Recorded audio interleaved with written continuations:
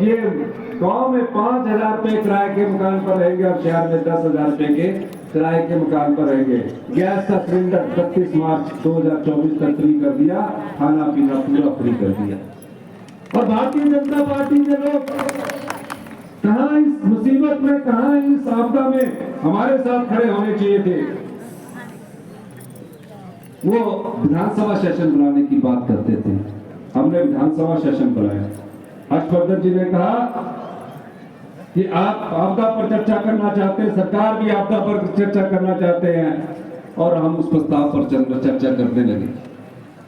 3 दिन तक लगातार बड़ी बातें करते रहे, इतने घर बर्बाद हो गए हैं, इतने पानी की योजनाएं बह गई है, इतनी सड़कें बह गई है, सेब सीजन शुरू होने वाला है, आप क्या करेंगे।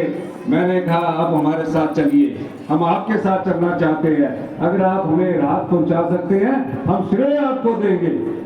3 दिन तक बड़ी बड़ी बातें विधानसभा के सभागार में करते रहे, और जब प्रस्ताव पर वोट डालने की बारी आई, प्रस्ताव में क्या था कि हम केंद्र सरकार से ये मांग करते हैं कि जो आपदा प्रभावित परिवार है उसमें बीजेपी और कांग्रेस वाले मिलकर आपसे ये अनुरोध करते कि हमें स्पेशल रिलीफ पैकेज दिया जाए।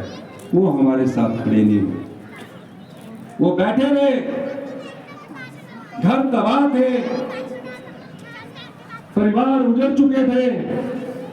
जब मुझे कोई आर्थिक सहायता नहीं मिली, मैं सुबह जाता था, शाम को अधिकारियों से बैठ करता था, हमने अपने संसाधनों से भ्रष्टाचार पर चोट करते हुए 4500 करोड़ रुपए का पैकेज आपदा प्रभावित परिवारों के लिए किया।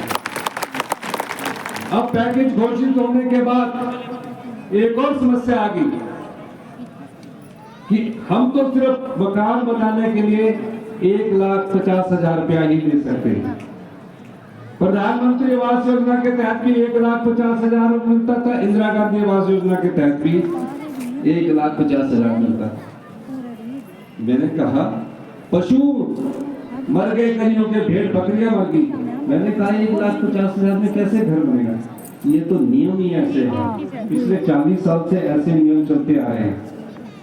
मैंने रिलीफ मैनुअल की बुक उठाई, रात को मैंने पढ़ी, अगले दिन कहा कि मैं ये मान ही नहीं सकता कि इतने कम पैसे में आप किसी को घर बनाने की बात करते, पर नियमों में ये लिखा है।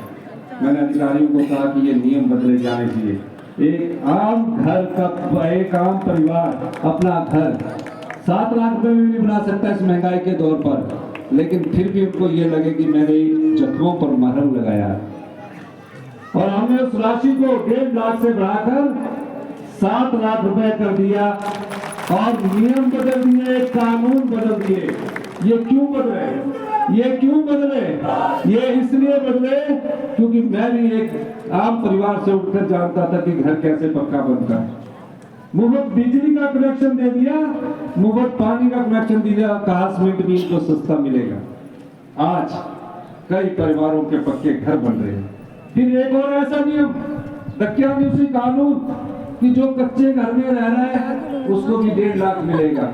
मैंने बोला ये गरीब परिवार का आदमी जिसने अपना जीवन कच्चे घर में बिता दिया, आप फिर कह रहे हैं कि ये कच्चा घर ही बना कर रहे, इसको भी बदलो। और कच्चे घर वाले को भी हमने 7 लाख रुपए दिए। यही नहीं, किसी की दीवार टूट गई, पानी आ गया, तो वो 5,000 से ठीक होता था, मैंने उसके लिए भी नियम बदल दिए कि 5,000 से नहीं, जिसका भी आंशिक रूप से नुकसान हुआ होगा उसको 1 लाख रुपए मिलेगा। हमने 1 लाख रुपए दिया। गाय मर गई, पशु मर गए, उनके हमने 55,000 रुपए गाय का पैसे हमने बढ़ा दिए। भेड़ बकरी मरने के 4,000 से 8,000 कर दिए। ये पीड़ा हमारे मन में थी।